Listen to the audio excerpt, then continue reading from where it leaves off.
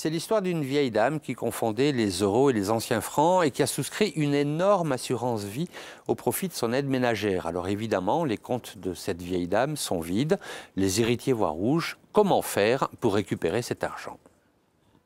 Le plus simple, c'est d'aller voir un avocat qui va assigner la compagnie d'assurance ou la banque et la personne bénéficiaire du contrat pour faire juger que les sommes qui ont été placées sont tout à fait exorbitantes. Ça revient à vous déshériter et en vertu du principe qu'on ne peut pas déshériter ses enfants, le tribunal annule, et ça arrive très régulièrement, les assurances vie souscrites dans ces conditions-là.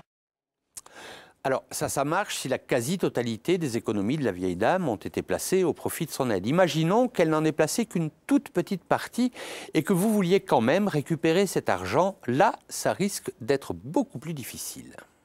La vieille dame décède laissant sur ses comptes bancaires et déplacements de 100 000 euros, mais a fait une assurance vie de 10 000 euros au profit de son aide ménagère.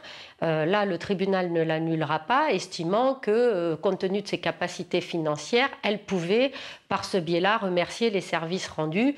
Et là, je déconseillerais totalement le procès et s'engager dans des frais inutiles et une procédure qui prendra du temps. Ce qui a peut-être été perçu comme une injustice n'est en fait qu'un juste retour des choses. C'est un petit geste de gratitude vis-à-vis d'une personne qui a accompagné les derniers moments de solitude de cette vieille dame. Une manière aussi pour vous de la remercier.